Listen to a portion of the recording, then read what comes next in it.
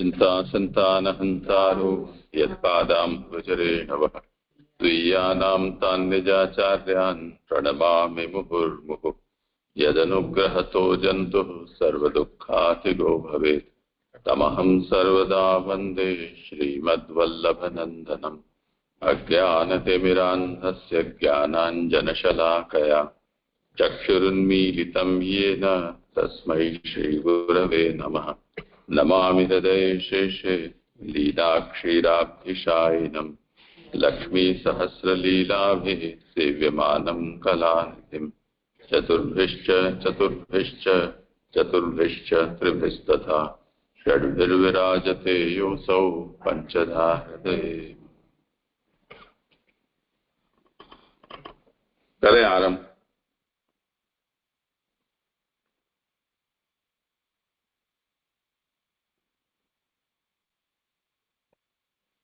जय दंडवत प्रणाम। हाँ श्री महाप्रभु जी ने भागवत के 7 तरह से शास्त्रार्थ, स्कंदार्थ, प्रकरणार्थ, अध्याय, ये 4 तरह से निबंध में अर्थ, वाक्यार्थ, पदार्थ व शब्दार्थ, ये 3 तरह से सुबोधनी जी ने इन 7 तरह के किए अर्थ में कहीं भी विरोध नहीं। शास्त्रार्थ आनंद हरे लीला, समग्र भागवत शास्त्र का यही अर्थ है कि भगवान की सारी लीलाएं आनंद से। स्कंदार्थ, इसके 12 स्कंद में से प्रथम स्कंद अधिकार लीला व द्वितीय स्कंद में साधन व ज्ञान लीला, तृतीय स्कंद से लेकर 12 स्कंद तक प्रभु की 10 लीलाओं का सर्ग विसर्ग स्थान पोषण उसी मंत्र निरोध मुक्ति आश्रय लीला का निरूपण है। प्रथम अधिकार व द्वितीय स्कंद साधन उपरोक्त 10 लीला के ही अंगभूत है। भागवत का हर स्कंद प्रभु का एक एक सी अंग रूप है। अभी हम प्रथम स्कंद पर विचार कर रहे हैं। प्रकरणार्थ, इस स्कंद में 3 प्रकरण, हीन, मध्यम व हीनाधिकार पर विचार कर रहे हैं। इसके प्रश्न अध्याय भी है, जिसमें सौनक जी ने सूत जी से प्रश्न करना आरंभ किया, जिसके प्रत्युत्तर में भी श्रीमद् भागवत कथा का प्रारंभ हुआ। प्रथम श्लोक में वेद की बीज रूप गायत्री से अर्थ का प्रतिपादन किया है। द्वितीय श्लोक में वृक्ष भाव का निरूपण भागवत कल्प वृक्ष के रूप में धर्म और ज्ञान से समझा। तीसरे श्लोक में भागवत की फलरूपता का प्रतिपादन किया। चौथे श्लोक में फलरूपता के निरूपण के बाद सभी श्रोताओं को सावधान करके शास्त्र का आरंभ किया। 5वें श्लोक में वक्ता की संगति समझाई गई। आगे 3 श्लोकों से वक्ता का अभिनंदन कर आगे श्लोक में सूत्री की सर्वज्ञता का वर्णन करके सौनक आदि ऋषि का प्रथम फल के विषय में प्रश्न करते कि मनुष्य का एकांत कल्याण करने वाला हो उसे कहे। इस तरह एक एक क्रम में भगवान के प्रकट होने का प्रयोजन तथा चरित्र पूछा गया तथा भिन्न प्रकार से अवतार कथा पूछी। अवतार कैसे हुआ, किसका हुआ, कहाँ हुआ, किस हेतु से हुआ आदि प्रश्न भी हुआ। अब द्वितीय अध्याय में फल साधन व कर्म का अवलोकन कर रहे हैं। विगत श्लोक में सात्विक गुण भी दोषों से तथा वेदादि जो धर्मशास्त्र वह सात्विकता का प्रमाण है। यज्ञ, योग, स्नानादि क्रिया, ज्ञान, सब, शिष्टाचार, ये सब सात्विक। अतः सत्वगुण के अतिरिक्त राजस तामस गुण की प्रधानता को प्रतिपादित करने वाले शास्त्र प्रमाणभूत नहीं। अतः सात्विक शास्त्रों की एक वार्ता ही प्रमाणभूत। वेद, योग शास्त्र, सांख्य शास्त्र, धर्मशास्त्र, इन सभी का तात्पर्य भगवान वसुदेव से ही है। अतः यह वसुदेव परायण।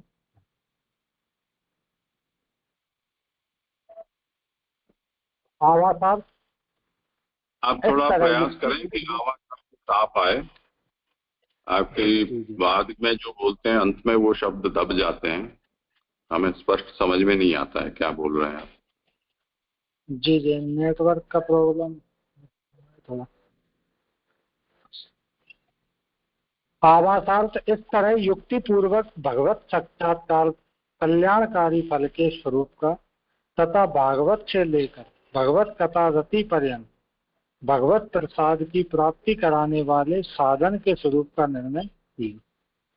शौनक ने प्रथम अध्याय में 6 प्रश्न पूछे थे। इनमें तृतीय प्रश्न से श्री कृष्ण के अवतार का प्रयोजन पूछा गया था, किंतु सूत पौराणिक तथा शौनकादिक का प्रथम अधिकार होने से उनको ऐसा ज्ञान है कि कृष्णावतार अन्य अवतार के समान ही, इसलिए यहाँ कृष्णावतार की चर्चा न करके तृतीय अध्याय में अवतारों की कथा कहेंगे तथा अवतार का प्रयोजन भी कहेंगे।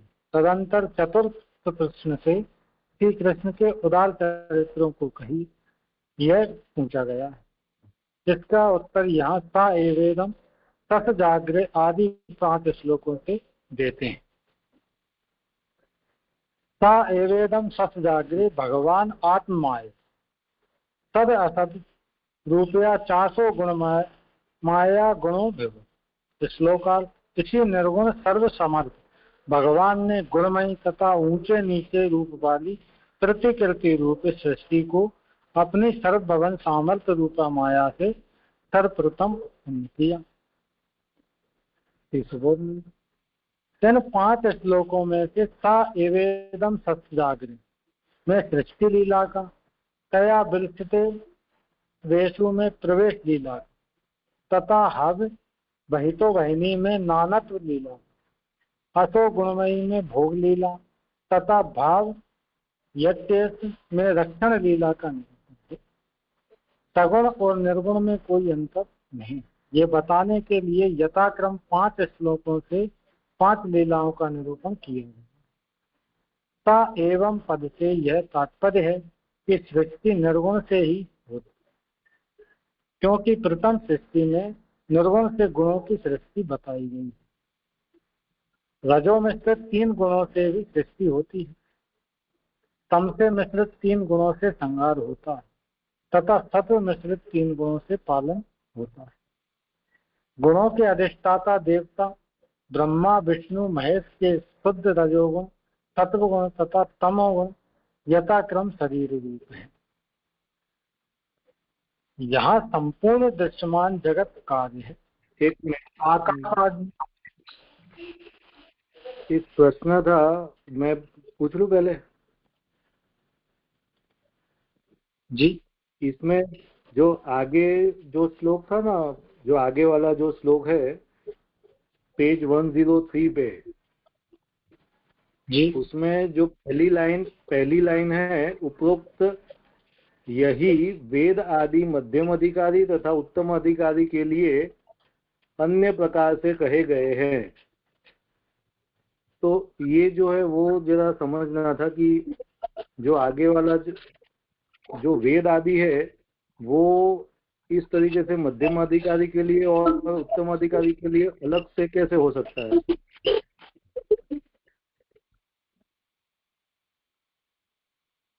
वो कंफ्यूजन है थोड़ा।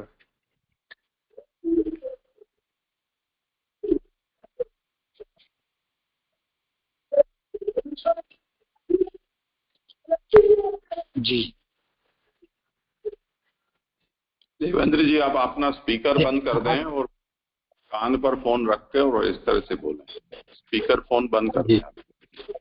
जी।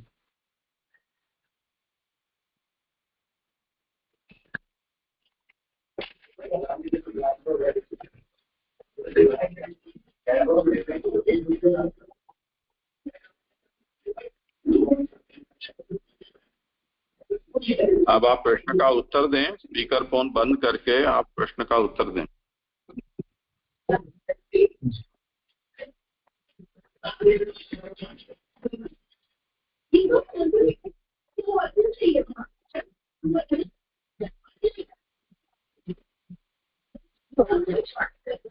यहाँ कहने का तात्पर्य यह है कि वेदादि मध्यम अधिकारी तथा उत्तम अधिकारी के लिए अन्य प्रकार से कहे गए हैं, क्योंकि ये सात्विक रूप है, इसलिए शुद्ध अंतकरण में होने वाला स्फुरित होने वाला शुद्ध अंतकरण में स्थित होने वाला ब्रह्मानंद ही सात्विक रूप है। श्रुति, सांख्य योग, पशुपति, वैष्णव, ये 5 शास्त्र मुख्य हैं। धर्मशास्त्र इन सबका अंगभूत है। उत्तम अधिकारी और मध्यम अधिकारी में सात्विकता होने के कारण उनकी गुणमयता जो है वो सात्विक है।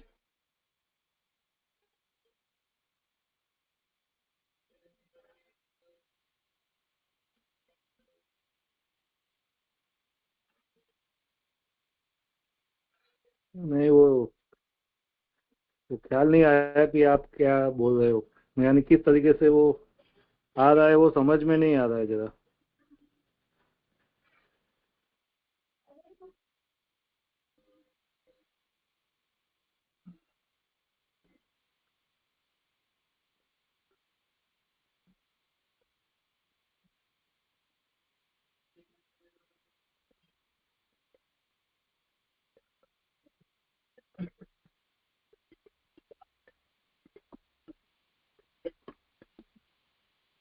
आप कुछ कहना चाह रहे हैं या नहीं बोलना चाह रहे हैं तो आप कह दें कि कोई और इसका समाधान करे। हाँ जी, ये कोई और ही करे इसका समाधान। हाँ, ठीक है, जिनको इस प्रश्न पर कुछ विचार करना हो बोलें।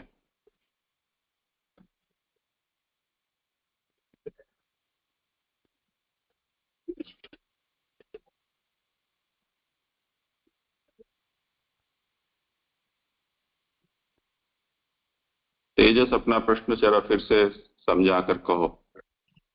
जी जी जी जी, यहाँ पे जो ये लाइन लिखी है 103 में फर्स्ट लाइन है कि उपरोक्त यही वेद आदि मध्यम अधिकारी तथा उत्तम अधिकारी के लिए अन्य प्रकार से कहे गए हैं। तो वो समझ में नहीं आ रहा है कि वेद अन्य प्रकार से कैसे कहे जा रहे हैं, वो थोड़ा कंफ्यूजन है मुझे।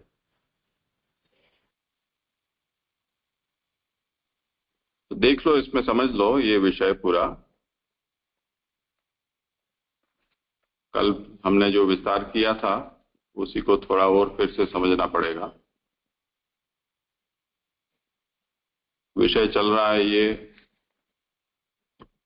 सत्वम रजस्तम इति प्रकृतिर्गुणास्तेर युक्त परः पुरुष एकया सिद्धते, 23वें श्लोक से।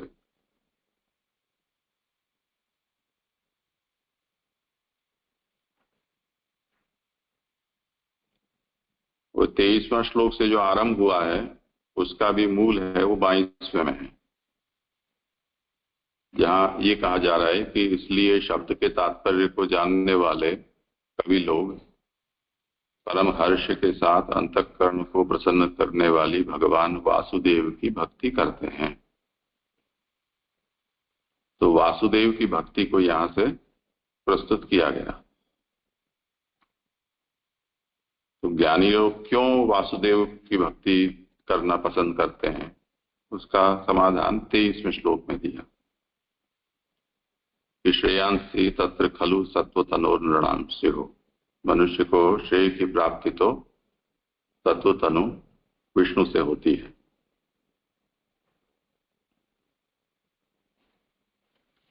वो एक से कैसे हो सकता है? ये 3 कार्य ब्रह्मा विष्णु शिव या 3 उपाधि वाला। उसको पार्थिवाद दारुणो धूमः तस्माद अग्निस्त्रयीमयः तमसस्तु रजस तस्माद सत्वम यद ब्रह्म दर्शनम, यहाँ 24वें श्लोक में उसको समझाया। और उसमें भी जो अग्नि है वैदिक कर्म में जिसका प्रयोग होता है वो अग्नि श्रेष्ठ कही गई है, क्योंकि उसमें प्रवृत्ति, प्रकाश आदि सभी गुण होते हैं। इसी तरह जो सत्वगुणाधिष्ठाता विष्णु हैं उनके भजन से ये सब गुण प्राप्त हो जाते हैं, यानी ब्रह्म दर्शन उससे होता है। ये बताने के बाद उसकी परंपरा बताई कि ये कोई नया सिद्धांत नहीं है, पर कृतयुग से ही सत्वगुणाधिष्ठाता विष्णु की उपासना लोग करते आए हैं। और उन्होंने उसी से उत्तम फल को प्राप्त किया। तो इसलिए वो ब्रह्मा और महादेव का भजन न करके नारायण की जो शांत कला है, ऐसे रामकृष्ण आदि अवतार रूपों का भजन करना पसंद करते हैं। और जो राजस तामस प्रकृति वाले हैं, अब ये तो उत्तम सिद्धांत तो सबको कह दिया और सब जानते भी हैं, तब ये प्रश्न हो कि सभी लोग फिर क्यों सत्वगुणाधिष्ठाता विष्णु का भजन नहीं करते हैं।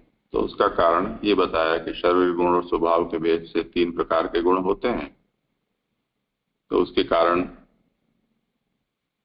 जो जिनका शरीर ही राजस तामस है और जो मूढ़ अवस्था में है, वो उस गुण का अतिक्रमण नहीं कर सकते हैं, इसलिए सात्विक होने में उनका शरीर साथ नहीं देता है, उनका स्वभाव साथ नहीं देता है, उनके गुण धर्म साथ नहीं देते हैं। इसलिए वो अपने स्वभाव के अनुरूप राजस तामस देव का ही उपासन करना पसंद करते हैं, जानते समझते हुए भी। ये 27वें श्लोक में कहा।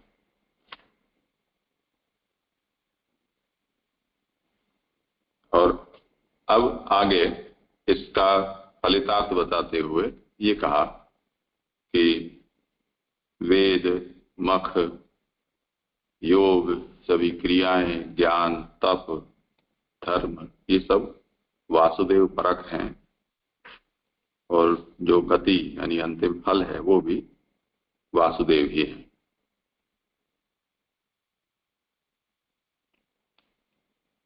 उसमें ये बात बताई गई है कि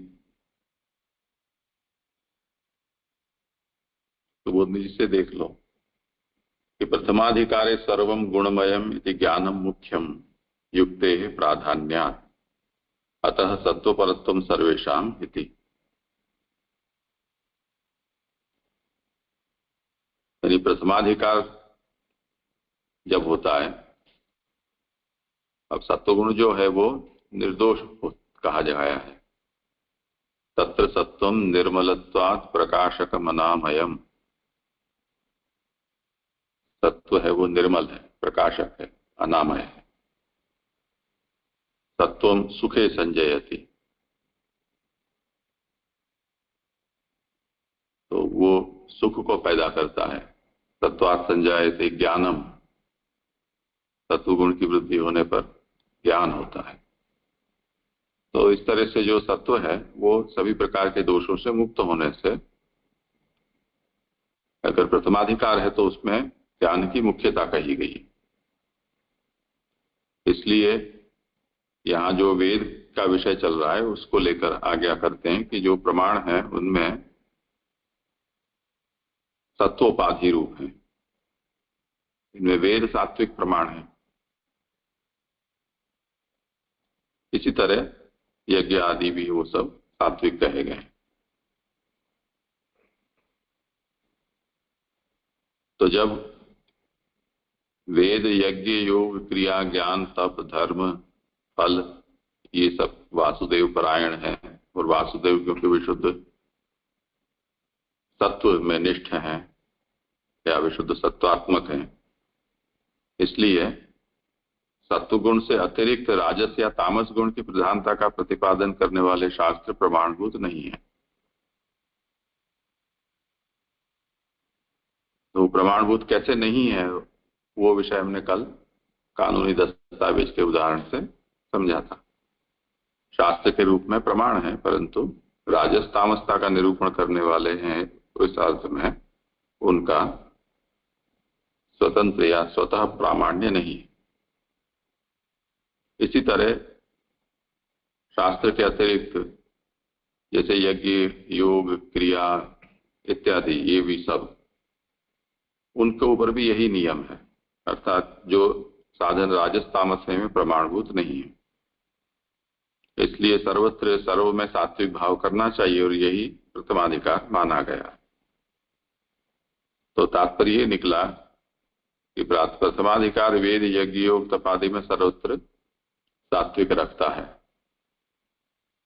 अब जो तेजस का प्रश्न है कि उपरोक्त यदि वेदादि मध्यमाधिकारी तथा उत्तमाधिकारी के लिए अन्य प्रकार से कहे गए,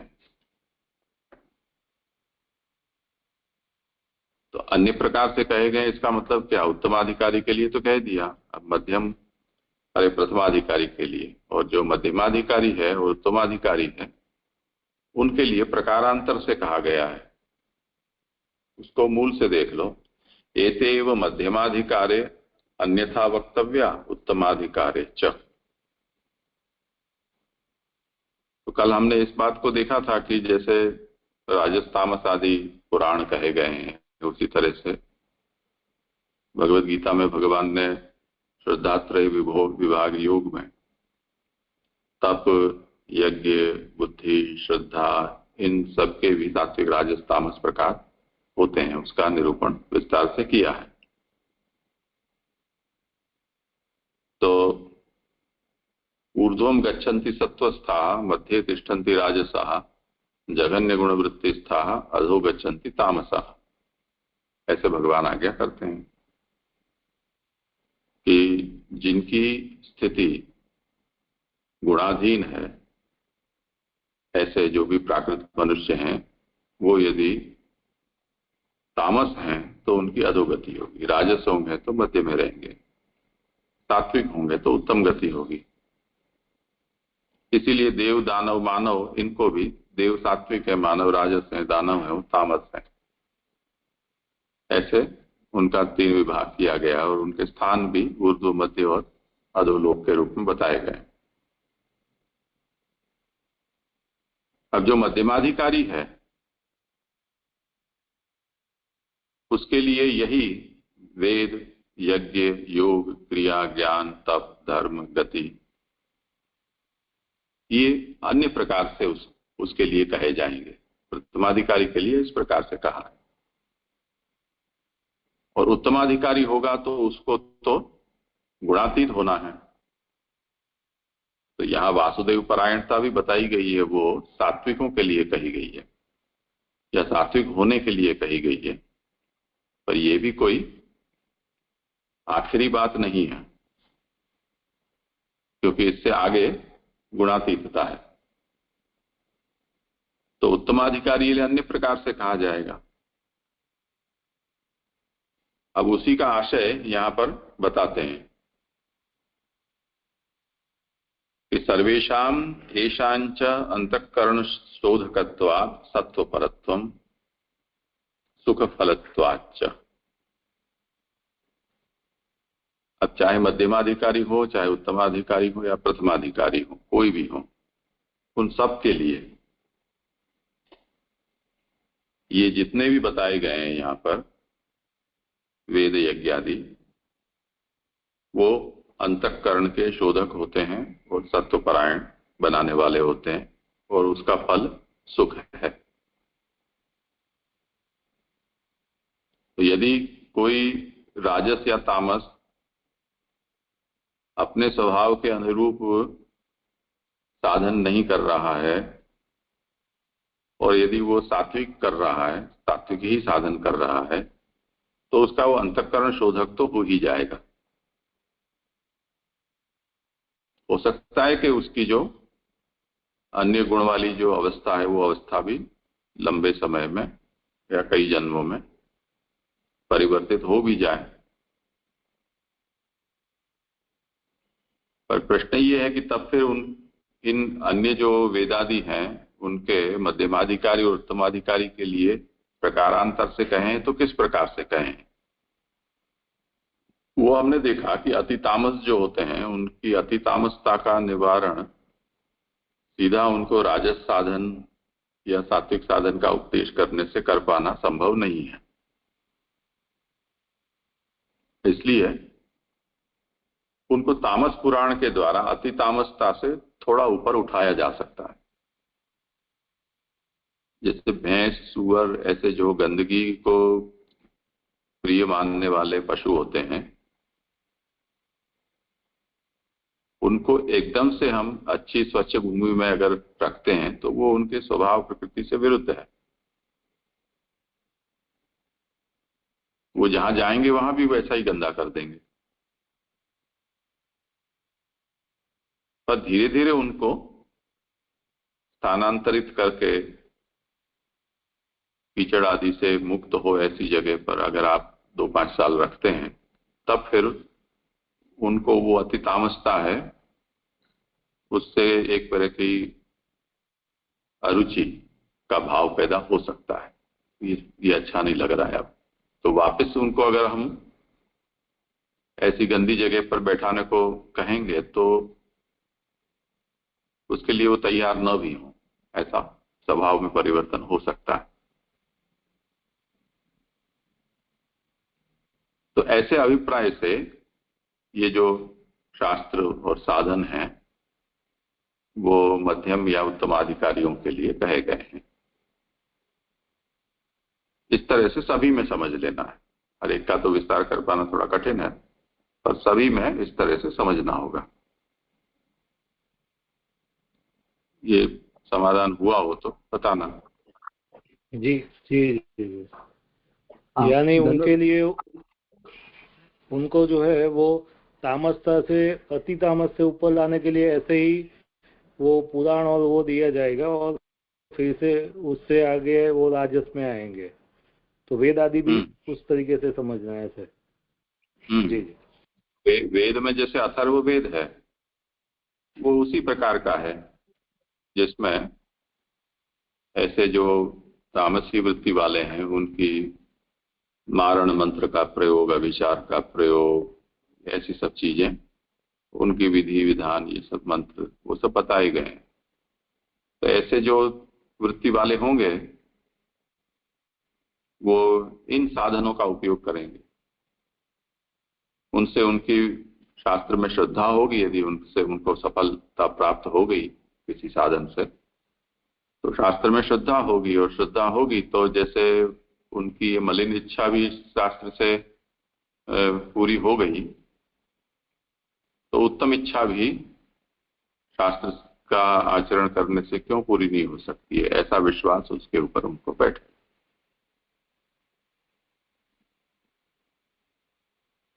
जी जी।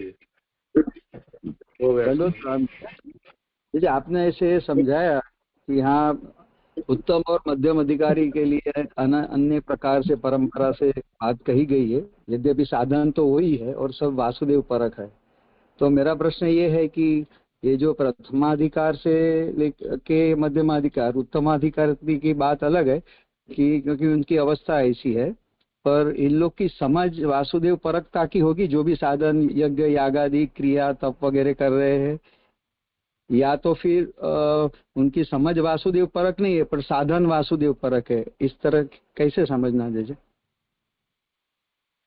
नहीं, यहाँ ये कहा जा रहा है कि वेद यज्ञ आदि सब वस्तुतः वासुदेव परक हैं, यानी इनकी उत्पत्ति या इनका प्रचार या इनका उपदेश इस हेतु से किया गया है कि ये इनका पर्यवसान वासुदेव में हो। अब ये और बात है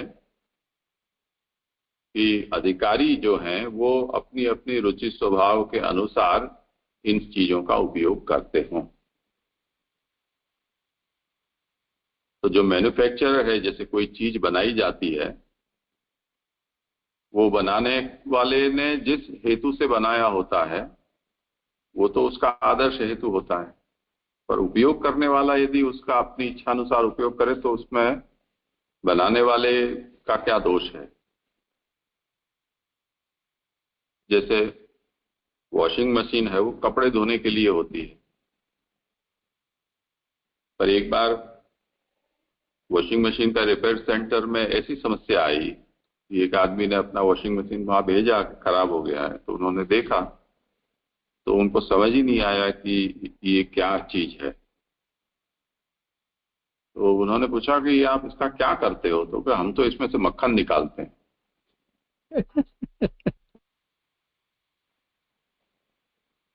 ड्रेन से छाछ निकल जाती है, दही पानी सब डाल के और उसमें घुमा देते हैं तो मथ के, और जैसे मथनी में हो जाता है उस तरह से वॉशिंग मशीन में, मक्खन ऊपर आ जाता है, ट्रेन में से सब छाछ निकल जाती है, मक्खन बच जाता है। अब जो चीज जिसके लिए बनी नहीं है उसके लिए अगर आप उसका उपयोग करोगे, कर तो सकते हो, पर कितना साथ देगा, कितना सफल होगा, या मुख्य जो हेतु है उसको सिद्ध करने वाला होगा या नहीं, ये सब बातें विचारणी बन जाए। तो अधिकांश ऐसा ही होता है। जब भारत सरकार ने नशेबाजों के ऊपर अंकुश रखने के लिए ज्यादा कठोरता की, तो नशेड़ियों ने ब्रेड के ऊपर आयोडेक्स चुपड़कर और खाना शुरू किया, क्योंकि आयोडेक्स में भी कुछ वो तत्व होते हैं जो उनको और नशीली पदार्थों में से मिलते थे। तब आयोडेक्स बताने वाली कंपनी बेचारी उसमें क्या कर सकती है, कोई चुपड़ने के बजाय किसी को चाटने लग जाए तो। छोटे बच्चे, ये जो मीठी मीठी पेस्ट होती है दांतों की, तो उसका मीठा स्वाद अच्छा लगता है तो खाने भी लगते हैं उसको, जबकि वो है बाहरी उपयोग के लिए केवल। तो इस तरह से सभी विषय में होता है। कहने का तात्पर्य ये है, उदाहरण तो अनंत है। माने अधिकार अनुसार वो जो उनकी समझ है उसके प्रकार वो साधन करेगा और उसका फल मिलेगा, यही समझना है। वेदों का प्राकट्य वासुदेव की प्राप्ति के लिए हुआ है, वासुदेव को समझने के लिए हुआ है, ये कहना चाह रहे हैं। इसी तरह यज्ञ है वो वासुदेव का आराधन है, योग है वो अपनी चित्तवृत्ति को वासुदेव में लगाने के लिए प्रकट किया गया एक साधन है। इसी तरह जितनी भी क्रिया, ज्ञान, तप है, वो सब, उन सब का भी उद्देश्य यही है। पर ये बात तो केवल जो सात्विक होंगे उन्हीं को समझ में आएगी। राजस तामसों को ये बात समझ में आना संभव नहीं है। अगर किसी को समझ में आ भी गई, जो राजस या तामस हैं ऐसे को, तब भी जब तक वो गुण का प्रभाव उसके ऊपर हावी है, तब तक वो अपनी समझते हुए भी वो नहीं कर पाएगा। वो अपने गुण के अधीन होकर वही करेगा जो उसका गुण से प्रेरित करेगा। इसलिए मध्यमाधिकार और उत्तर अधिकार के लिए ये सब चीजें हैं वो अन्य प्रकार से कहे गए हैं। ये आज आज्ञा करते हैं। जी एकदम क्लियर हुआ।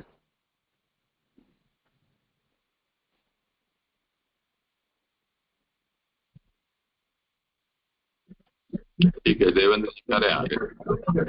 जी, यहाँ संपूर्ण दृश्यमान जगत कार्य है, आकाश आदि भी कार्य है, अर्थात उत्पन्न होते हैं, अतः ये नित्य नहीं। यह सर्वप्रथम सृष्टि है। अग्रे शब्द से इसी का बोध किया गया। एतस्मात् जायते प्राणो मना सर्वेन्द्रियाणि चाखम ज्योतिपर रपा पृथ्वी विश्वस्त धारी।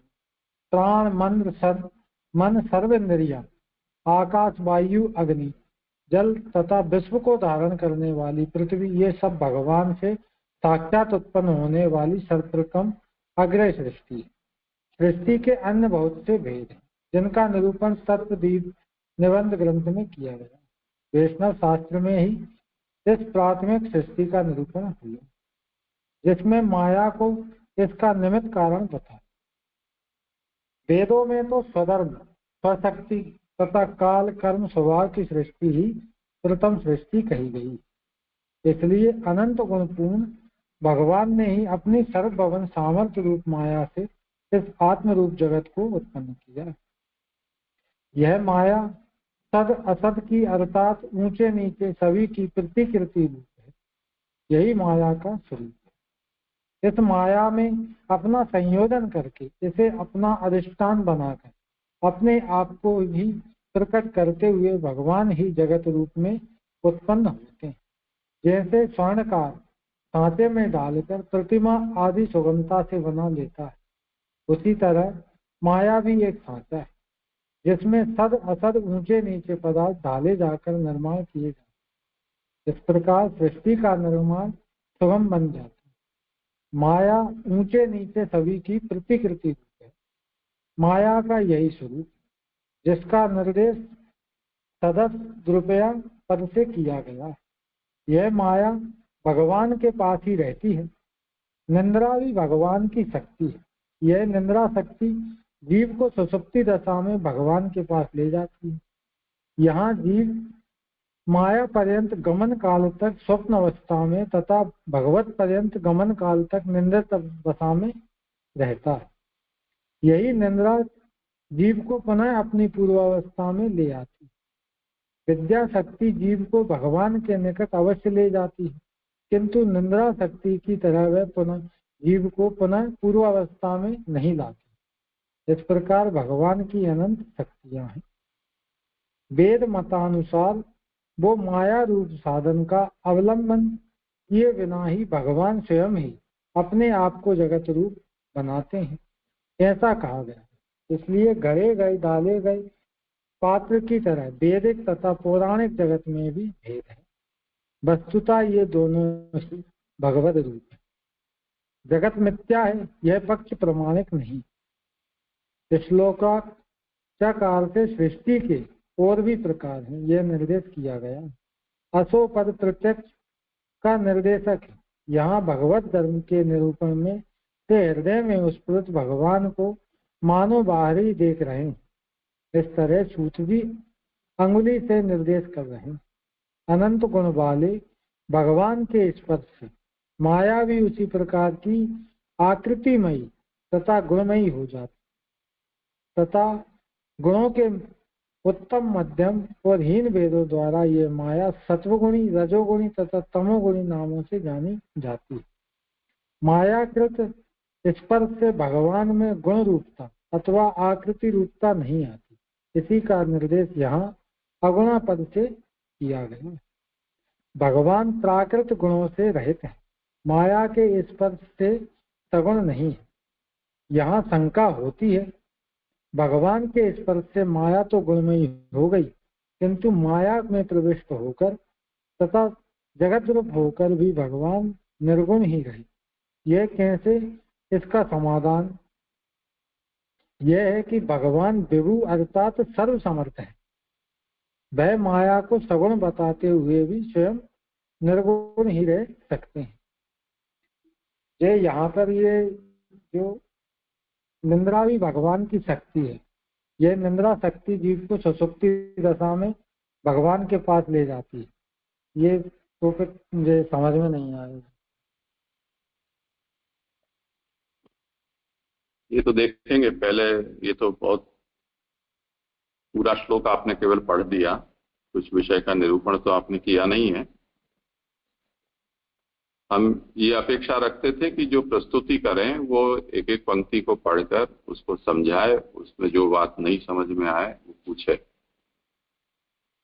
इस पर हम केवल पढ़ जाएंगे तब फिर इतना विषय एक साथ लोगों को समझ में आना भी मुश्किल है और उस पर विचार कर पाना भी कठिन हो जाता है। धीरे धीरे हम आगे बढ़ें तो उस पर विचार हो सकता है। तो आगे से सब लोग ये ध्यान रखते हैं कि हमें केवल पढ़ना नहीं है, पढ़ना हो तो हम अपन घर में बैठ के भी पढ़ सकते हैं अकेले। उसके लिए इतने सब लोगों को इकट्ठा होना भी आवश्यक नहीं है। तो एक तो ये बात है। दूसरा, ये स्वयं स्वाध्याय है अपना, इसलिए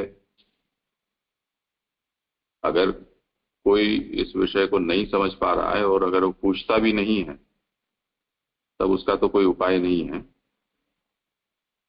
और प्रवचनात्मक हम इसको कर नहीं सकते हैं क्योंकि वो इतनी लंबी प्रक्रिया है कि जन्म कम पड़ जाए।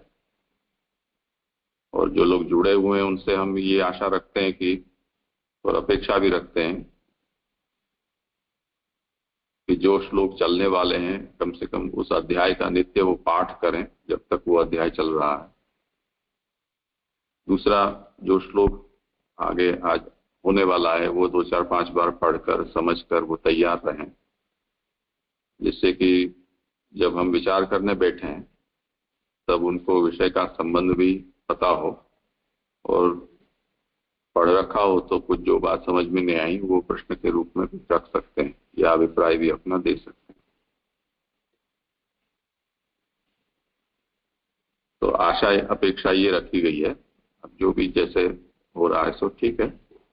अब इसमें इनका प्रश्न है वो जब क्रम से आएगा तब करेंगे। उससे पहले जो पूरा एक पृष्ठ है 104वां, उनमें से किसी को कुछ प्रश्न हो तो पहले उस पर विचार कर लें, पीछे इनका प्रश्न सोचें।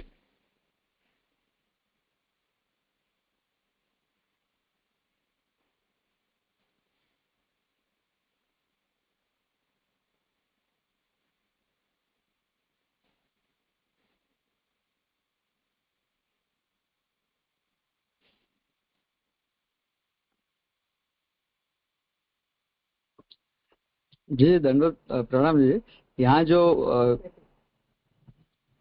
तया विलसित पेशवेशु वहाँ प्रवेश लीला कही, यथा ही अवहितो वन्नी में नानात्व लीला कही, और असौ गुणमय में भोग लीला तथा भावयति एष में रक्षण लीला कही।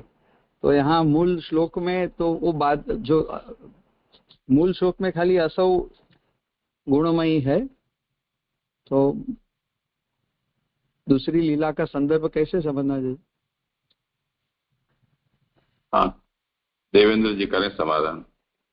ये तो आगे के श्लोक की वो बताई गई है कि 5 श्लोक हैं। सायवेदम सत्जाग्रे से षष्ठी लीला का, बिल सतस्सु से प्रवेश लीला का, तथा वहितु वहिनी में नानत्व लीलाओं का, असो गुणमयी में भोग लीला तथा भाव यत्नेषु में रक्षण लीला का निरूपण है। ये आग्रम जो श्लोक हैं 5 श्लोक, जिसमें से पहले श्लोक का हम सायवेदम सत्जाग्रे में षष्ठी लीला का निरूपण हम देख रहे हैं जी। जी जी ठीक है।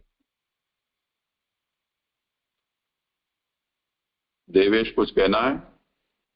हाँ जी जी, यहाँ पे जो बात आ रही है कि रजो मिश्रित 3 गुणों से भी सृष्टि होती है, तम से मिश्रित 3 गुणों से संहार होता है, तथा सत्व मिश्रित 3 गुणों से पालन होता है। तो ये जो अपन सत्य मतलब जैसे रजो में 3 गुण है, तो रजो में जैसे रज रज रज रज तम रज सत्य, इस तरीके से 3 समझना है, या रज में 3 इस तरीके से 3 को समझना है, रज में, तम में और सत्य में? जी हाँ जी, ये मिश्रित गुण ही है। सत्य रज तम, सत्व के 3 वेद, रज के 3 वेद और तम के तीनों वेद, इस प्रकार से इसको समझना मेरी समझ से। तो मतलब अर्थात ऐसे कि जैसे अगर हम रज में मिश्रित 3 बोलते हो, रज रज हाँ, रज तम और रज सत, इस तरीके से 3 ना? सत्व, हाँ जी, मुझे तो अच्छा यही लगता है जी जी जी, बरोबर इस तरीके से। हाँ हाँ, तो ठीक। जी जी हाँ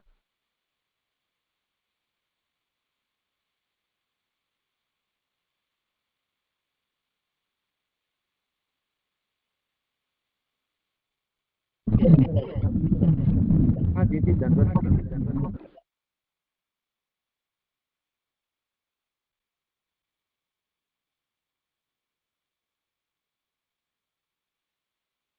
हाँ जी जी धन्यवाद। देखिए यहाँ ये जो आया ना, क्योंकि प्रथम सृष्टि में निर्गुण से गुणों की सृष्टि बताई है, तो यहाँ प्रथम सृष्टि मतलब स एवं वेद में जो सृष्टि लीला का जो हम देख रहे हैं पहले श्लोक में, ऐसा समझना है यहाँ। मतलब ये जो 5 श्लोक है उसमें प्रथम श्लोक में जो कहा है निर्गुण से गुणों की सृष्टि बताई है, तो ये श्लोक के संदर्भ में ऐसा समझना। हाँ देवेंद्र जी। क्योंकि जो सत्वगुणी है वो निर्गुण है, तो निर्गुण के द्वारा ही, निर्गुणों से गुणों के द्वारा ही सृष्टि का वो हुआ है, सृष्टि हुई है।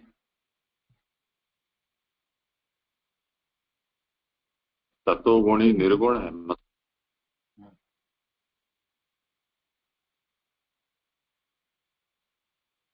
जो निर्गुण परब्रह्म,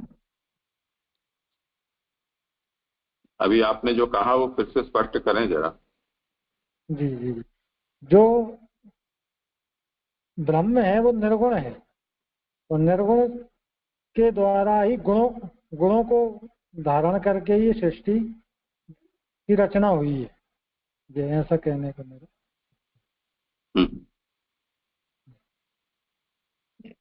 मुझे खाली इतना था कि ये हमको ऐसे जोड़ना है कि जैसे 5 श्लोक में जैसे कहा कि सृष्टि लीला का, तो प्रथम सृष्टि निर्गुण से, फिर प्रथम सृष्टि में निर्गुण से गुणों की सृष्टि बताई है, फिर रजो मिश्रित 3 गुणों से तो हमको दूसरा लेना है प्रवेश लीला। इस तरह से देखना है कि ये पूरा सृष्टि का प्रकार है, उसमें मैं थोड़ा मतलब ये कंटिन्यू प्रोसेस है।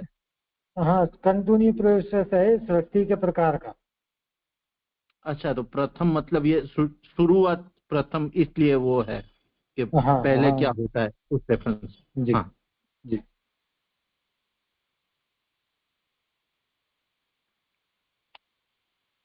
ऐसे ही लेना है ना चीजें। देख लो इसमें, सएवेदम ससर्जाग्रे भगवान आत्म मायया सदसद रूपया चासौ गुणमय्या अगुणो विभु।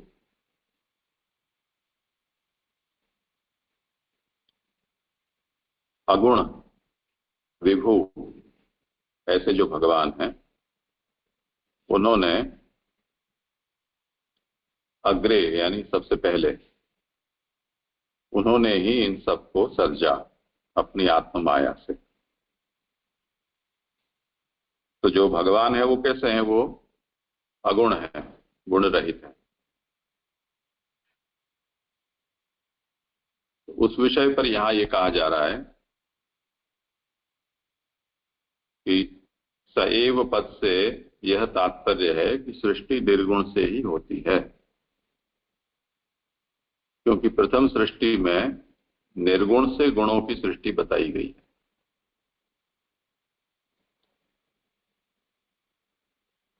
ये किसको कह रहे हैं? महाप्रभु मायावादियों को कह रहे हैं।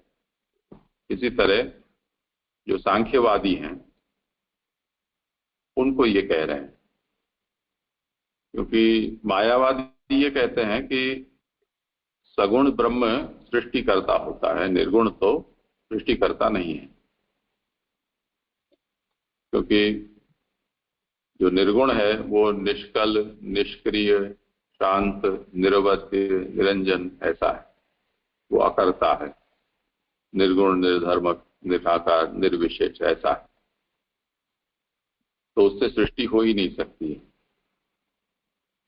इसलिए उन्होंने ब्रह्म के 2 भेद समझाए, एक सगुण ब्रह्म और एक सृष्टिकर्ता, अरे एक निर्गुण ब्रह्म और एक सृष्टिकर्ता सगुण ब्रह्म। तो उनके मत को यहाँ पर असिद्ध करते हुए भगवान महाप्रभु आज्ञा करते हैं कि भागवत के इस वचन से ही मायावादियों का जो मत है कि सृष्टिकर्ता सगुण ही होता है ब्रह्म और वो मायोपाधिक होने से वो मिथ्या है, वो सिद्धांत उनका यहाँ सिद्ध हो जाता है। क्योंकि जो अगुण विभु ऐसा जो भगवान है वो सएवेदम ससर्जाग्रे, तो निर्गुण से सृष्टि होती है, ये उनका सिद्धांत हुआ। अब निर्गुण से जो सृष्टि होती है वो किस प्रकार की होती है, उसका निरूपण वेदों में इस तरह से मिलता है कि भगवान ही स्वयं सृष्टि रूप हो गए।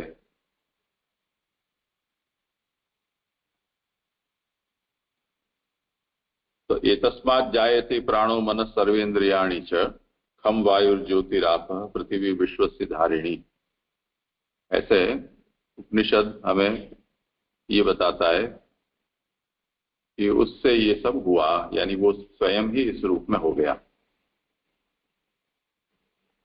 तो 105वें पृष्ठ पर जो दूसरा पैराग्राफ है उसमें कहा है, वेद मतानुसार तो माया रूप साधन का अवलंबन किए बिना ही भगवान स्वयं ही अपने आप को जगत रूप बनाते हैं, ऐसा कहा जाता है।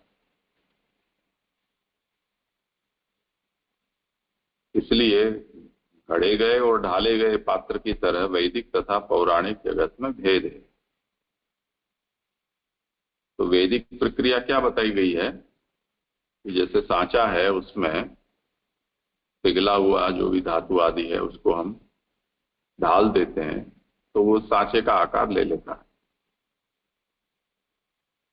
तो जो भगवान की सर्वभवन सामर्थ्य रूपा आत्म माया है वो सांचे का काम करती है और उसमें भगवान ढल जाते हैं, जिससे कि ये चराचर या सदसद रूप सृष्टि है उसका रूप भगवान धारण कर लेते हैं। वेद में सृष्टि का प्रकार इस प्रकार से बताया गया। तो ये निर्गुण ही सृष्टि रूप हुए हैं और सृष्टि भी निर्गुण है उस स्थिति में। पुराण में भी सृष्टि का निरूपण मिलता है। वो इस प्रकार बताते हैं कि ब्रह्म के जो सच्चित और आनंद हैं धर्म, उनसे सत्व रजस और तमो गुणों की सृष्टि होती है। ब्रह्म का आनंद है वो तमस रूप धारण कर लेता है, ब्रह्म का चिद है वो रजो रूप हो जाता है, और ब्रह्म का जो सत है वो सद्रूप हो जाता है। अब ये जो होते हैं शुरू में वो ब्राह्मिक ही होते हैं, इसलिए उनको प्राकृत नहीं कहा जाता है, पर अप्राकृत विशुद्ध सत्व, विशुद्ध रजस और विशुद्ध तमस ये गुण होते हैं। आगे जाकर जब प्रकृति अक्षर से प्रकट होती है, यानी अक्षर का जो सदंश है वो प्रकृति रूप बनता है, चिदंश है वो पुरुष रूप होता है, और इसी तरह काल कर्म स्वभाव ये भी अक्षर इन रूपों को धारण करता है। तब फिर वो जो अक्षर रूप पुरुष प्रकृति में के गुणों में क्षोभ करता है, जिसके कारण जो साम्यावस्था रूप प्रकृति है त्रिगुणों की, उनमें वैषम्य होता है, और वैषम्य होने पर फिर उसमें से महत्तत्व और उसमें से त्रिविध अहंकार और तन्मात्राएं, ज्ञान कर्मेंद्रियां और फिर महाभूत, इस प्रकार से वो जो प्राकृत जो सृष्टि है वो प्रकट होती जाती है, सूक्ष्म में से स्थूल होती हुई। ये प्रक्रिया है वो पुराण में वर्णित है। तो जो सगुण सृष्टि का निरूपण पुराणों में किया गया है, उस सृष्टि का भी मूल ये निर्गुण ब्रह्म ही है। तो दोनों ही स्थिति में यहाँ जगत है वो चाहे वैदिक प्रक्रिया से सृष्टि को समझाया जाए, चाहे पौराणिक प्रक्रिया से सृष्टि को समझाया जाए, दोनों ही स्थिति में ये सृष्टि या ये जगत है वो भगवद रूप ही सिद्ध होता है, क्योंकि सई वेदम ससर्जाग्रे भगवान आत्म मायया सदसद रूपया चासौ गुणमय्या अगुणो विभु। मूल ये इतनी बात यहाँ पर कही गई। हाँ हाँ जी, अच्छी तरह से क्लियर। देखिए खाली एक और शंका रह गई। 104 में जो पेज है ना, उसमें थर्ड पैराग्राफ है ना, वेदों में तो स्वधर्म स्वशक्ति तथा काल कर्म स्वभाव की सृष्टि ही प्रथम सृष्टि कही गई है। तो ये सृष्टि तो पुराण की हुई ना, जिसमें काल कर्म स्वभाव मतलब स्वधर्म में अगर पुरुष और स्वशक्ति में हम प्रकृति समझे तो कि ये भी वेद की ही समझेगा, क्योंकि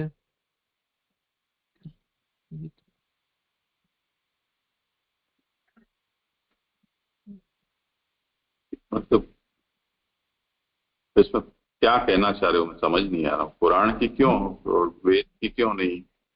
मतलब ऐसे हम समझे ना कि वेद में तो भगवान मतलब वैदिक सृष्टि में प्रभु ही सर्व कुछ बन जाते हैं मतलब, और जैसे हमने पुराण में समझा कि प्रकृति पुरुष से महत्तत्व और फिर पूरी सृष्टि होती है। तो यहाँ जो दिखाया स्वधर्म स्वशक्ति तथा काल कर्म स्वभाव की सृष्टि, तो वो क्योंकि मतलब जहां तक जो पढ़ा है तो वेदों में तो ऐसी प्रक्रिया नहीं है ना, मतलब काल कर्म स्वभाव और स्वधर्म स्वशक्ति, ये पौराणिक है। वो जरा शंका हुई जैसे इसलिए।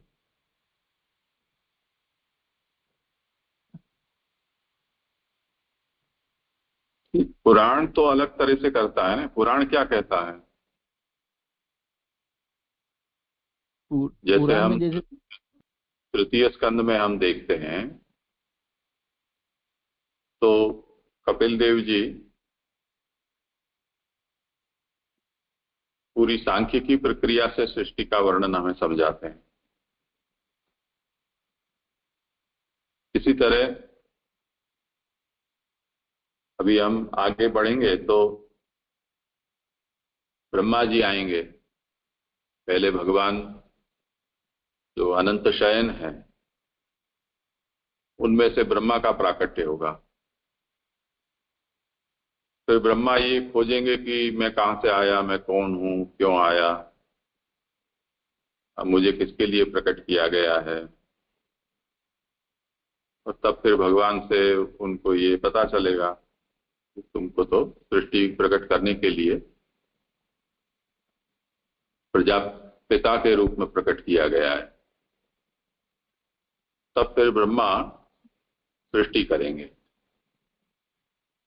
तो ब्रह्मा के द्वारा सृष्टि बताई गई है। वहां काल, कर्म, स्वभाव, प्रकृति, पुरुष या अक्षर ये कहीं कुछ आता ही नहीं है। तो पुराणों में तो इस तरह से वर्णन है। इसलिए आचार्य शरण ये आज्ञा करते हैं कि जो प्रथमा सृष्टि का निरूपण है वो वैष्णव शास्त्रों में कुछ अलग प्रकार से है, पुराणों में कुछ अलग प्रकार से है, वेद में कुछ अलग प्रकार से। तो सृष्टि, एक ही सृष्टि का अलग अलग प्रकार से वर्णन भी हो सकता है और सृष्टि के ऐसे भिन्न भिन्न प्रकार भी हो सकते हैं। ये दोनों ही सिद्धांत हैं। तो पुराण है वो वेद के उपब्रह्मक माने गए हैं, वेद की बात को समझाने वाले सरलता से और विस्तार से। तो जहां पर वेद ये कहकर चुप हो जाता है कि तदैक्षत बहुश्याम प्रजाए यह, उसने इच्छा की कि मैं एक अनेक हो जाऊं, और वो फिर ऐसा हो गया। ऐसी 2-3 पंक्तियों में तो वेद पूरी सृष्टि बता देता है।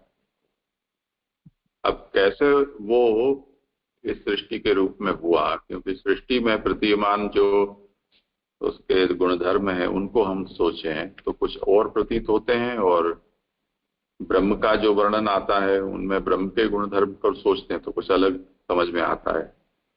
अब सृष्टि रूप वो यदि ब्रह्म हुआ है तो सृष्टि तो ऐसी ब्रह्म के धर्मों वाली हमें दिखाई नहीं देती है।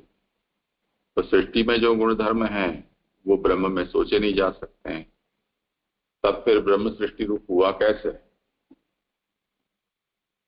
अब इसको समझाने के लिए ये अलग अलग प्रकार हैं कि वो ब्रह्मा जी के द्वारा भी ये हुआ है तो उस तरह से समझ जाओ। चाहो तो प्रकृति पुरुष, उससे महद अहंकार, पंच तन्मात्रा, पंच ज्ञानेन्द्रिय, पंच कर्मेंद्रिय, पंच महाभूत, इस तरह से समझना हो तो इस तरह से समझ जाओ।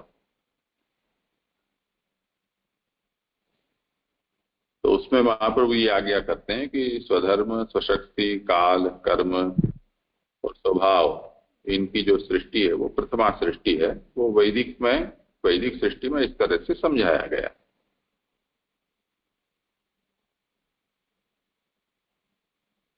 हाँ जी जी, क्लियर हुआ अच्छी तरह से। प्रणाम जी जी।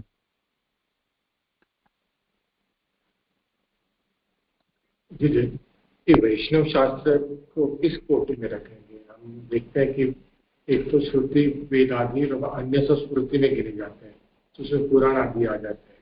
तो फिर वैष्णव शास्त्र किस कोटि में रखेंगे? स्मृति में ही आते हैं। स्मृति में, क्योंकि यहाँ पे 3 प्रकार की बताई, वेद, पुराण और वैष्णव शास्त्र। तो स्मृति के अंतर्गत अपने पुराण और अपने वैष्णव शास्त्र आ जाएंगे। जी जी।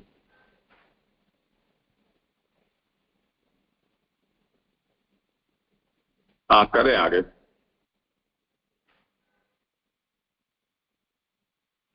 जी जय, मेरा ये एक प्रश्न था। भगवान भी, निंद्राई भगवान की शक्ति है, ये निंद्रा शक्ति जीव को सुसुप्ति दशा में। हाँ, पढ़ लें पूरा। सुषुप्ति दशा में भगवान के पास ले जाती है। यहाँ जीव माया पर्यंत गमन काल तक स्वप्न अवस्था में तथा भगवत पर्यंत गमन काल तक निंद्रित दशा में रहता है। यही निंद्रा जीव को पुनः अपनी पूर्व अवस्था में ले जाती है। ये कुछ समझ में नहीं आ रहा है। तो जागृत, स्वप्न, सुषुप्ति और तुरीय, ऐसी 4 अवस्थाएं हमारे जीवात्मा की होती है। तो जैसे अभी हम लोग जागृत अवस्था में हैं, हम सोएंगे उस समय कुछ स्वप्न अवस्था होती है कुछ क्षणों के लिए, तो जिसमें हमें कई प्रकार के हमारे जो अनुभव हैं जागृत अवस्था में किए गए, उनके सम्मिश्रण से हमें कुछ कुछ स्वप्न दिखलाई देते हैं। इसी तरह कई जन्मों की वासना से हमारा मन वासित है, उसके कारण जो कोई भी प्रबल संस्कार होते हैं हमारे मन में संग्रहित, वो स्वप्न के रूप में प्रकट होते रहते हैं, उनकी लहरें उठती रहती हैं। जागृत अवस्था में बाह्य विषयों का और हमारी जो बाह्य ज्ञानेंद्रियां हैं उनका प्रभाव ज्यादा होने से मन के भीतर जो ऐसे संस्कार हैं पुराने, वो दबे रहते हैं। पर जब बाह्य इंद्रियां शांत हो जाती हैं, निष्क्रिय हो जाती हैं, उस समय फिर हमारे मन है वो और ज्यादा स्फूर्ति में आता है, तो वो स्वप्नावस्था होती है। और स्वप्न भी जैसे हम अर्ध जागृत अवस्था है ऐसा समझ लो, और वो स्वप्न अवस्था से भी जब हम गाढ़ निद्रा में जाते हैं उसको सुषुप्ति कहते हैं। अब उस पर ये कहते हैं कि ये सुषुप्ति क्या है, तो उस पर कहते हैं कि निद्रा भगवान की शक्ति है। और जिस समय मैं सो रहा हूं ऐसी भी जब हमें अनुभूति नहीं है, ऐसी जिसको साउंड स्लिप कहें या एकदम प्रगाढ़ निद्रा कहें, वो एक ऐसी स्थिति है मानो हम अपनी सभी देह इंद्री की अध्यास से रहित आत्मा शुद्ध अपने स्वरूप में स्थित हो।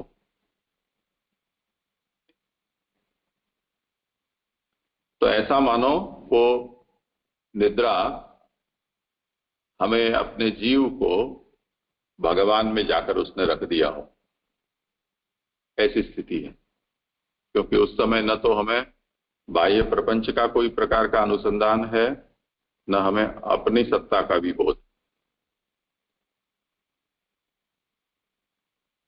तो भगवान की ये शक्ति है ऐसा माना गया है, और वो सुषुप्ति की दशा में हमारे जो जीव है उसको भगवान के पास ले जाती है। अब जो अविद्या है वो भी भगवान की शक्ति है, इसी तरह विद्या भी भगवान की शक्ति है। और ये दोनों ही माया की दातियां कही जाती हैं, विद्या और अविद्या। हरे शक्ति मायैव विनिर्मिते, तो मायैव विनिर्मिते विद्या अविद्ये हरे शक्ति। माया से निर्मित विद्या और अविद्या ये हरि की शक्तियां हैं, यानी हरि की शक्ति माया और माया की अविद्या और अविद्या। अब उसमें ये कहते हैं कि यहाँ जीव माया पर्यंत गमन काल तक स्वप्नावस्था में तथा भगवत पर्यंत गमन काल तक निद्रित दशा में रहता है।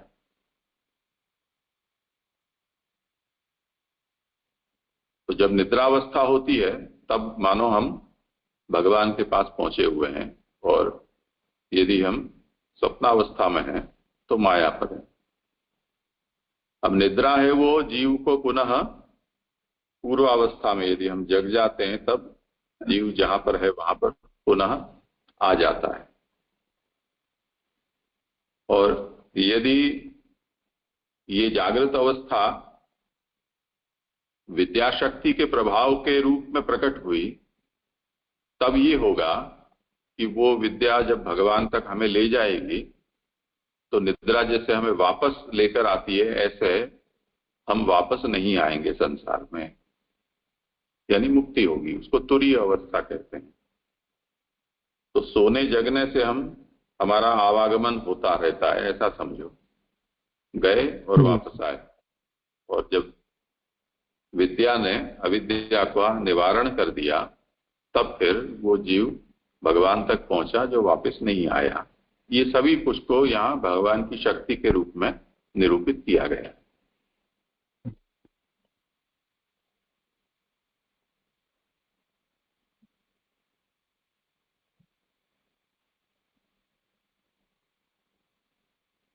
जी जी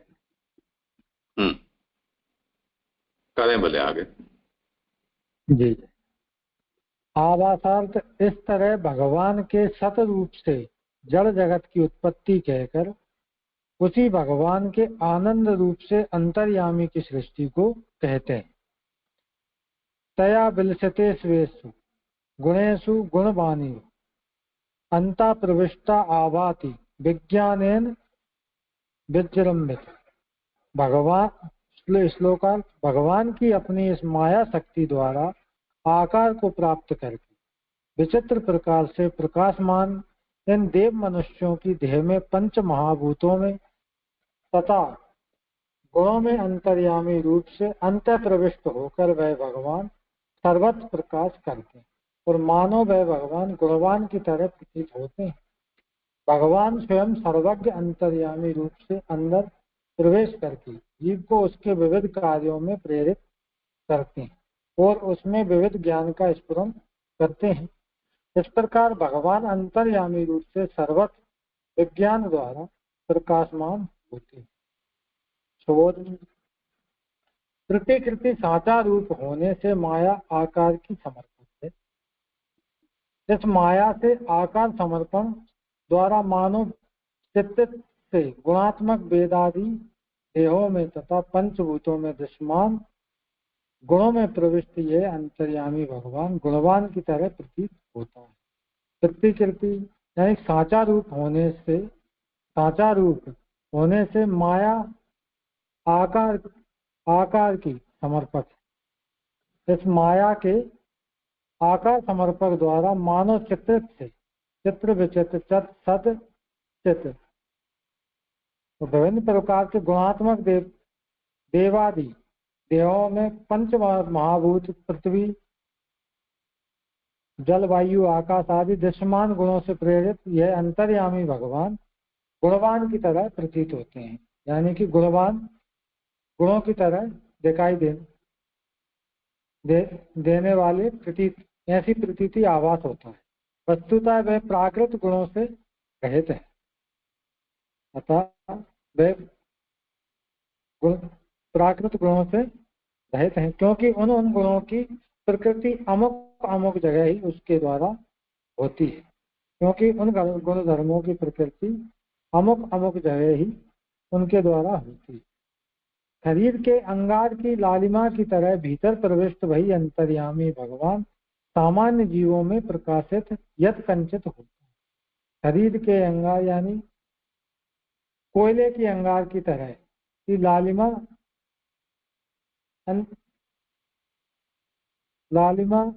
की तरह भीतर प्रविष्ट भगवान सभी जीवों में प्रकाशित होते हैं। यहाँ अभाति के अंग प्रत्यय की इसद यत कंचित अर्थ है। विशिष्ट जीवों में अयोग गोलक में प्रविष्ट अग्नि के समान इसी अंतर्यामी भगवान की बाहर भी स्फूर्ति होती। कुछ जीवों में लोहे के गोले के समान लोहे के गोले में जो अग्नि प्रविष्ट होती है उसी के समान भगवान बाहर से भी स्फुरित होते हैं। चारों ओर स्फूर्ति उसकी होती है।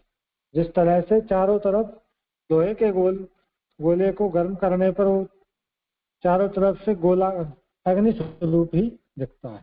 चिदंश जीव तथा सदंश जड़ में ज्ञान शक्ति का जिस तरह तिरोभाव देखा जाता है, उसी तरह आनंदांश अंतर्यामी में भी ज्ञान शक्ति का तिरोभाव होना चाहिए। चिदंश जीव तथा सदंश जड़ में ज्ञान शक्ति का जिस तरह तिरोभाव गोपन अदृश्य होना देखा जाता है, उसी तरह आनंदास अंतर्यामी में भी ज्ञान शक्ति का गोपन छप जाना अदृश्य होना देखा जाता है। उसी तरह इस शंका का उत्तर देते हैं कि अंतर्यामी विज्ञान से प्रकाशित है। विज्ञाने विवृतम, यहाँ सर्व जीवों को सर्वत्र प्रेरित करने वाला विविध ज्ञान युक्त जो अंतर्यामी है, वह कार्य में आविष्ट होने से उस ज्ञान का प्रकाशक है। अर्थात वह अंतर्यामी ज्ञान युक्त है, क्रिया के द्वारा प्रकाशक, चेतना स्वरूप कार्य सहित कार्य में आविष्ट होने से उस ज्ञान का प्रकाशक भी, अर्थात वह अंतर्यामी ज्ञान युक्त भी है और उन जीवों को उन कार्यों में प्रवृत्त भी करता है। प्रेरक भी वही है और नियामक भी है। बुद्धि प्रेरक व नियामक, कारण और कार्य रूप भी वही है। ये पूर्ण, यहाँ तक ये पूर्ण हो गया। हाँ, कुछ हो विचार नहीं किसी को?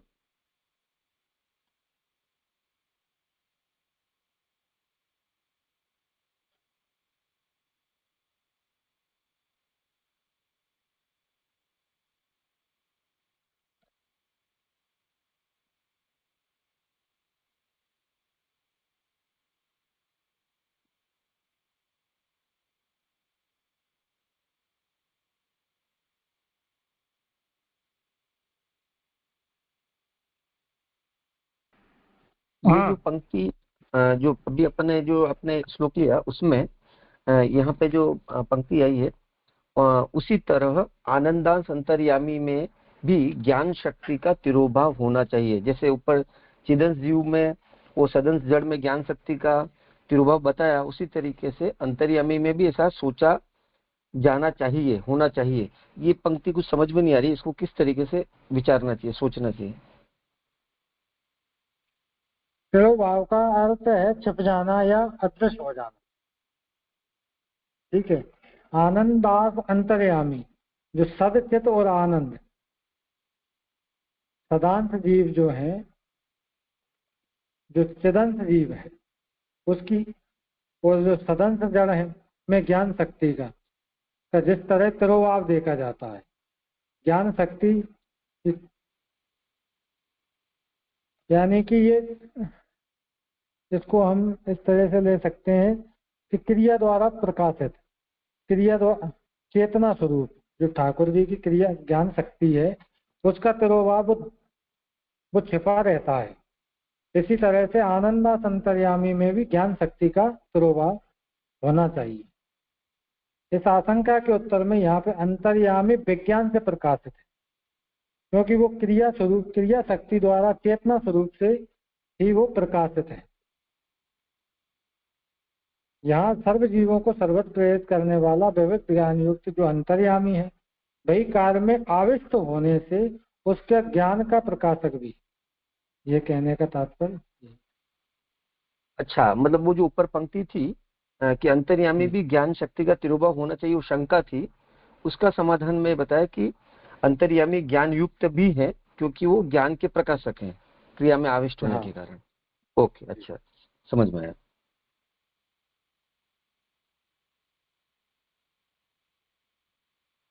मुझे यहाँ एक डाउट था कि प्रतिकृति, जो सुबोधनी जी की शुरुआत है ना, प्रतिकृति सांचा रूप होने से माया आकार की समर्पक है। मतलब हम जब आकार देखते हैं तो जैसे हमने तत्वार्थ निबंध में आनंद, नहीं तो जे के वचनामृत में सुना था कि ब्रह्मवाद आनंद आकार समर्पक, तो हम आनंद को और आकार को मतलब जनरली देखते हैं, जो सच्चित आनंद है उसमें भी। तो यहाँ खाली आकार वो फॉर्मेट के रूप में लेना है, ऐसा थोड़ा एक डाउट था, माया आकार की समर्पक है ना? हाँ जी, ये साचा रूप माया के प्रतिकृति शब्द जो आया है वो साचा रूप होने से उसकी आकार की समर्पक है, उसको उसका आधार है। तो माया को अवलंब करके आधार बनाकर ही तो प्रति साचा रूप होने से इस जगत का निर्माण किया गया है। हाँ हाँ, मतलब साचा रूप ऐसा ले तो वो आकार मतलब फॉर्मेट के रूप में, वो मतलब फिगर के रूप में हम देख सकते। हाँ, आगे के श्लोक में इसको समझाया गया है, सही वेदम ससर जाके भगवान आत्म माया, आत्म माया से उसी भगवान ने ही इसको सर्जा। तो वहां इसी बात को समझाया है कि माया है वो सर्वभावन सामर्थ्य है भगवान की, और आत्मभूतम जगत, भगवान ने आत्मभूत जगत को सर्जा है। किस तरह से कि वो माया है वो उच्च नीच सर्व प्रतिकृति रूपा, जड़ जीव आदि जितने भी उच्च नीच रूप हैं उनकी प्रतिकृति रूपा होती है। और तस्याम आत्मानम संयोज्य, उसमें अपने आप को संयोजित करके प्रकटी कुर्वन जगत रूपेण जायते, तो इस तरह से जगत रूप से भगवान होते हैं। ऐसा करने में क्या लाभ है? तो कहते हैं कि एवं सती सुगमा सृष्टि भवती सुवर्णकाराणाम प्रतिमादे निर्माणवत। तो सुवर्णकार जैसे प्रतिमा का निर्माण करते हैं, उसका सांचा बनाकर उसमें धातु को पिघलाकर डाल देते हैं, वो सुगमता हो जाती है। पत्थर की मूर्ति को जिस तरह से गढ़ना पड़ता है वो उतना सुगम नहीं होता है। इसी को बात यहाँ कहा। हाँ हाँ जी। तो मतलब जैसे खाली सुगमता है, मतलब वो आनंद ले सकते हैं, मतलब वो इजी प्रोसेस है इस तरह से। हाँ, बड़ा काम करना हो तो फिर सांचा ही बनाना पड़ता है ना। एक आध आपको कोई रचना करनी हो तो ठीक है, आप बैठ कर गढ़ लें, सांचा बनाने का खर्चा आपको ज्यादा पड़ता है। पर बहुत रेप्लिका आपको बनाने हैं तब तो फिर सांचा बनाकर करना ही ठीक है। हाँ हाँ हाँ जी, हुआ एकदम स्पष्ट। प्रणाम जी जी, इसमें यहाँ पे जो ये लाइन आई ना कि जो वस्तुतः वह प्राकृत गुणों से रहित है, फिर क्योंकि उसका जो वो ऐसा दे रहे हैं कि क्योंकि उन गुणों की प्रकृति अमुक अमुक जगह ही उसके द्वारा होती है। तो ये लाइन समझ में नहीं आ रही है। हाँ, करो समाधान। हाँ, ये प्राकृत गुणों से रहित है। इसमें प्राकृत गुण तो है नहीं, क्योंकि ये बनावटी नहीं है, क्योंकि उन गुणों की प्रकृति अमुक अमुक जो है उसके द्वारा होती है।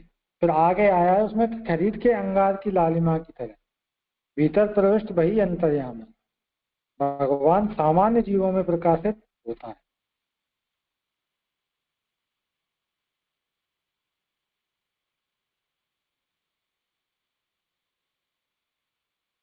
नहीं, यानी कैसे समझना, वो क्लियर नहीं हुआ मुझे।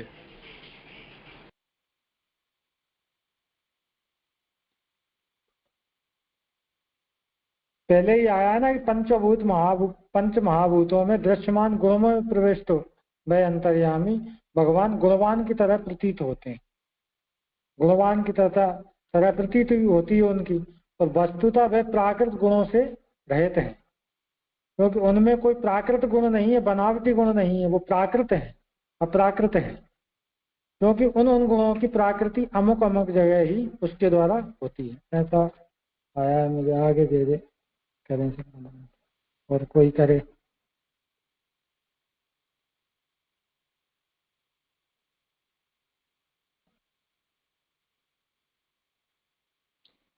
फिर गोकुलनाथ जी इसको समझाते हैं, मूल की पंक्ति क्या है वो देख लो।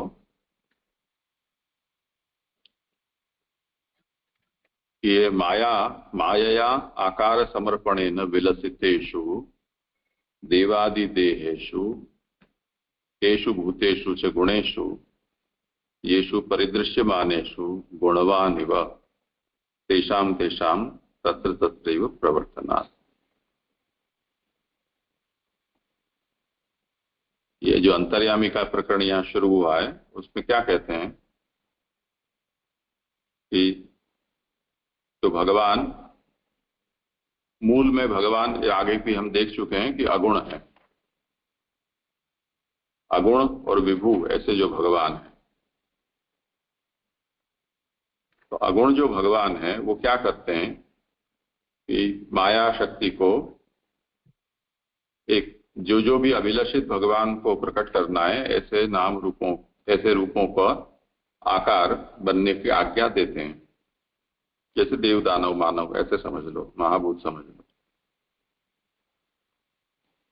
उसके बाद वो जो आकार बना है वो आकार रूप सांचे में वो ढल जाते हैं।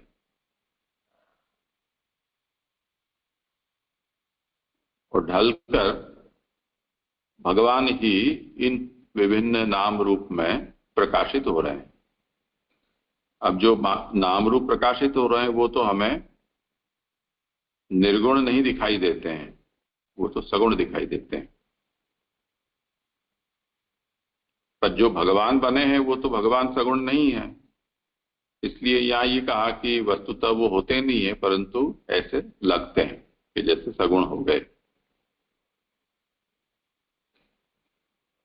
तो गुणवान इव, इसमें जो इव पद किया प्रयोग किया है वो जैसा, ऐसा उसका मतलब होता है।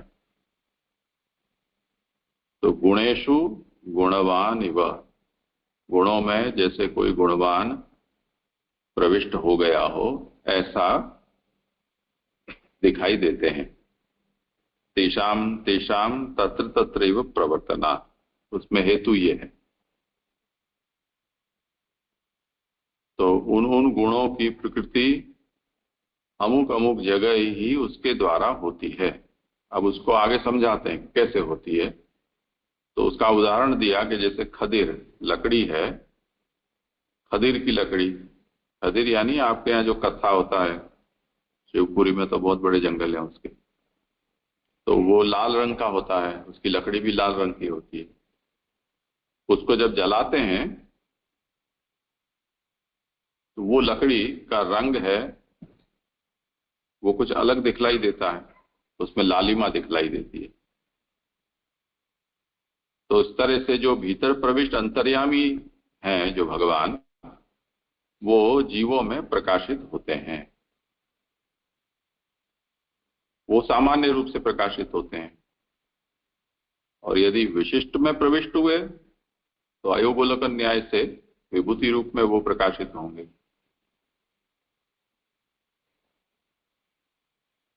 तो ये वस्तुतः स्वयं तो ऐसे सगुण नहीं है, निर्गुण है, परंतु जिसमें वो प्रविष्ट हुए हैं उनके गुणों को वो प्रकाशित करते हैं, क्योंकि वो एक जो प्रविष्ट हुए हैं वो स्वयं प्रकाश स्वरूप है।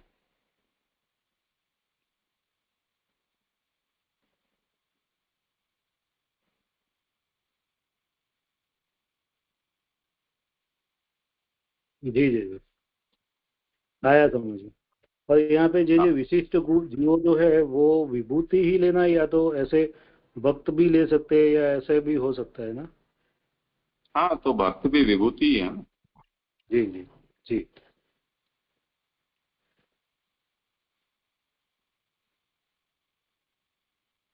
ठीक है, आज यहाँ समय हुआ है, यहाँ